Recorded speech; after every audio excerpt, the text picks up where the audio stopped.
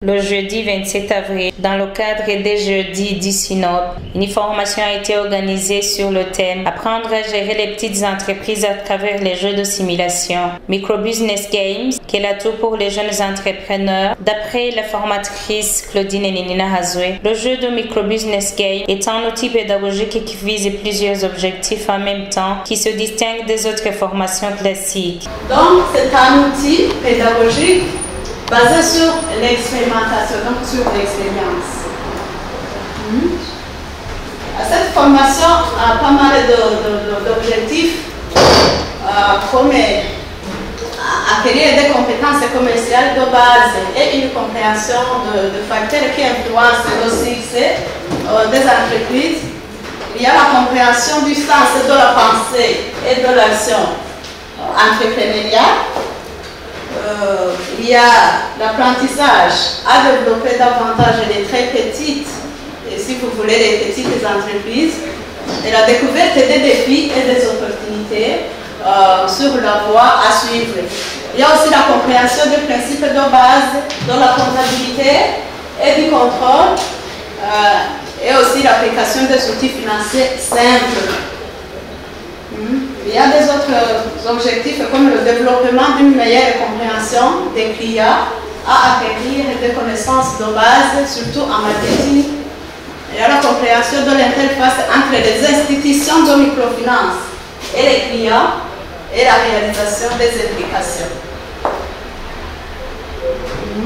Alors, on se pose la question, quel est le fonctionnement de ce type de jeu?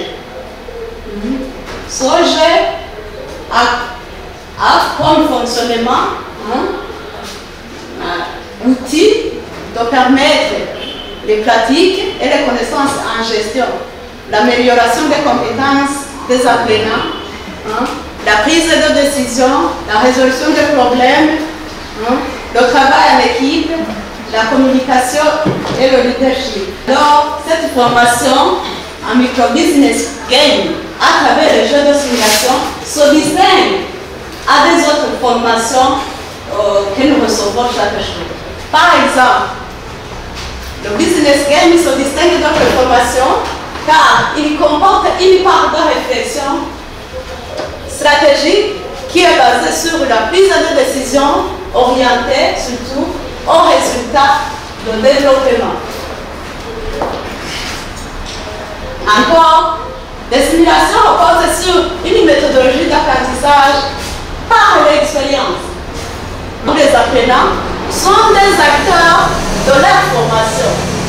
Ils sont à la fois les invités des apprenants, mais aussi ils sont des acteurs de cette formation. Alors pour cette raison, le niveau de rétention des connaissances est supérieur aux formes d'enseignement classique, donc aux autres types de formation. En matière de gestion des petites entreprises, M. Manira Bonadaniel a insisté sur les facteurs à considérer dans le choix des fournisseurs. Lorsque vous vendez des produits, il faut savoir interagir avec les fournisseurs. Parce que les fournisseurs interagissent, c'est différent. C'est pourquoi il y a des manières à considérer dans le choix des fournisseurs. Il y a, premièrement, la marchandise qui les fournissent. Il y a aussi l'opinion et le bouton de l'opinion. Il y a aussi l'arrangement financier, c'est-à-dire les ingrédients qui vous avez dans votre entreprise. Il y a aussi la réputation et la fiabilité du fournisseur. Si par exemple il y a un fournisseur qui vend des produits de mauvaise qualité, il ne faut pas aller acheter chez son fournisseur. Il y a aussi la répression des marchandises. Il y a des fournisseurs qui ont commandé des produits. Changez mon emploi pour vous offrir votre produit que vous avez commandé. Il y a aussi le lien de distribution de son produit. Si vous habitez à Guinée, changez vos autorités pour aller à un par exemple où les points de déplacement sont très difficiles. Il faut choisir une journée où les moyens de déplacement sont faciles. Il y a aussi les malheureuses. Lorsqu'un fournisseur a été fini toléralement. Par exemple, il a fait la fraude, il ne faut pas prendre les produits chez le fournisseur qui fait la fraude. Mais le fournisseur, il faut aussi savoir comment choisir les fournisseurs. Avoir un seul fournisseur a un avantage, mais aussi avoir un seul fournisseur a un désavantage et des inconvénients. Par exemple, moi je parle d'un fournisseur, d'un seul fournisseur. Avoir un seul fournisseur est une relation de confiance. Le fournisseur, si vous achetez à la fournisseur, c'est pour fournir un produit à rien. Mais si vous calculez dans notre fournisseur, il est un fournisseur parce que vous n'êtes pas un client fiable.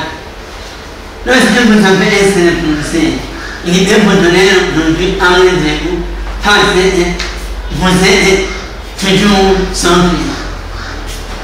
Lorsque vous avez un seul fournisseur, les compagnies, il peut vous limiter aussi à vous. Parce que vous payez chez lui tout le jour. Le produit est chiffré, mais il peut vous donner l'information et le produit acheté. Il y a aussi les compagnies, il peut arriver de fournir le produit parce qu'il a laissé le client à donner le produit. Il peut aussi prendre beaucoup de temps à vous donner le produit et celle-ci. Lorsque son entreprise ferme, c'est-à-dire l'entreprise aussi va fermer. Il y a aussi les avantages d'avoir plusieurs fournisseurs.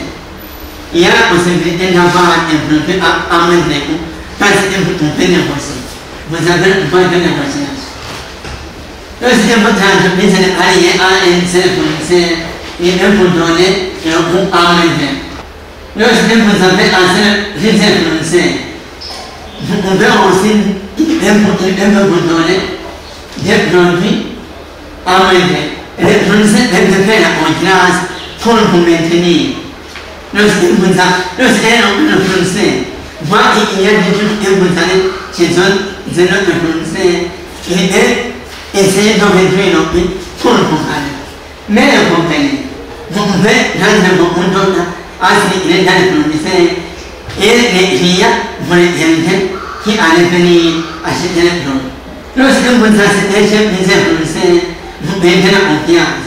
Il ne peut pas vous donner un crédit parce qu'il faut que vous, aujourd'hui, vous payez l'autre jour, vous le payez. À l'aide d'un tableau des analyses, M. Lugayawatinya Jean Bosco a expliqué les différents volets dont il faut tenir compte pour bien gérer une entreprise. Et finalement, c'est ça le tableau de ces analyses, qu'il faut, après avoir ces analyses, il faut aussi savoir les mitigations, comment s'y prendre pour réussir votre entreprise. Maintenant, l'importance de l'analyse des concurrents, c'est d'identifier la crise et l'opportunité du marché. Et puis, il faut déterminer les chances de réussite de l'entreprise, comprendre les avantages et les inconvénients concurrentiels et pour connaître les stratégies futures. Fixer le prix, par exemple, pour une monnaie stable, c'est très difficile, il faut savoir ça. Et, par exemple, il ne faut pas chercher à trop investir dans des crédits paiement qui coûtent cher, étant donné que vous avez une instabilité monétaire, par exemple. Et c'est ça ce qu'il faut faire pour agrandir votre commerce. Voilà. Il faut aussi donner de nouvelles technologies. Il y a des machines qui font beaucoup de choses à la fois. Bon, là aussi, il faut documenter. Il faut investir dans les affaires. Il faut conseiller à vendre la gestion des entreprises, je l'ai dit. Et les coûts d'investissement, c'est pas un risque à investir, par exemple, la technologie pro. Là, je l'ai parlé. Finalement, il faut augmenter l'efficacité de la production en tenant compte de tous ces enjeux-là que je venais de vous parler. Et cela créera l'efficacité, gagnera du temps, et puis le gaspillage et augmentera la production. Ensuite, quelles sont les sources de l'offre pour investir dans les entreprises? Ce sont des questions que tout le monde peut se poser. Est-ce que je fais les cas, mais alors que je ne peux pas arriver dès 10 mois? Il faut la vente d'un actif, il faut des partenaires d'affaires, il faut chercher d'autres gens pour que ce soit nos coopératives. Est-ce que il faut faire ces analyses-là? Il faut dire aux parents, aux amis, notre donner de l'adresse. Voilà, Donc tout ça, ce sont des deux possibilités d'avoir des investissements. Il ne faut pas dire que les amis ou les parents, vous travaillez ensemble. Si vous êtes de la même classe, c'est un avantage au lieu d'aller emprunter dans les banques ou ailleurs. Donc il faut aller demander d'être au niveau des décisions de microfinance. Le jeu de simulation à Microbusiness Games offre beaucoup d'avantages aux jeunes entrepreneurs, tels que l'explique Mme Claudine Nina Hazoué. Nous avons essayé de tirer quelques avantages, par exemple comme apprentissage pratique. Le jeu de simulation, comme le Microbusiness Game, offre une plateforme pratique pour les jeunes entrepreneurs pour apprendre et expérimenter les différentes facettes de la gestion d'une entreprise, surtout pour éviter des risques de perdre de l'argent réel. Grâce à cette expérimentation, donc, les apprenants peuvent tester différentes stratégies, voir ce qui fonctionne le mieux et faire preuve d'innovation pour trouver des solutions aux problèmes rencontrés. On met la théorie dans la pratique pendant la formation à Microbusiness Game à travers les jeux de simulation. Tu essaies, tu échoues ou bien tu gagnes. À partir de ces échecs ou cette réussite, tu vas apprendre quelques notions. Le deuxième avantage, l'évaluation de compétences. Les jeux de simulation permettent aux jeunes entrepreneurs d'évaluer de manière continue leurs compétences et d'analyser les résultats de leur entreprise. Ce jeu permet également d'identifier les points forts et les faiblesses de ces jeunes entrepreneurs, de travailler sur des aspects pour améliorer leur entreprise. Donc le business game place les équipes des apprenants en situation de concurrence. Avant, on a dit que les équipes des apprenants forment des entreprises en concurrence, les entreprises qui sont sur le marché. Alors, voilà, cette concurrence, ce jeu de business game va mettre ces équipes en situation de concurrence, ce qui les motive à faire de leur mieux et leur permet d'utiliser des techniques d'acquisition de connaissances telles que la collaboration, la pensée critique, la résolution de problèmes. Parce qu'à l'intérieur des équipes, il y aura des problèmes, des conflits, surtout dans la prise de décision.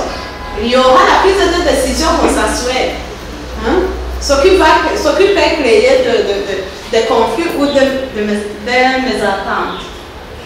Troisième avantage, le développement de compétences.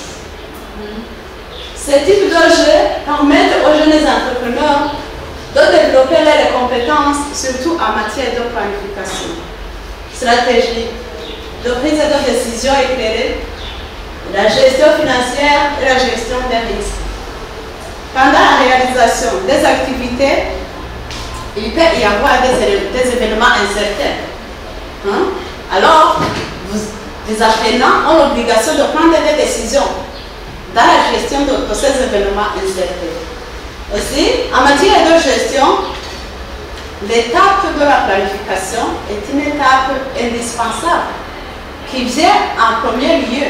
La planification non seulement des activités, mais aussi des besoins de l'entreprise ou de l'activité. Au cours du business game, les participants ou les apprenants doivent utiliser des compétences motrices. Les apprenants ont des compétences, ont différentes compétences. Alors, ils vont utiliser ça.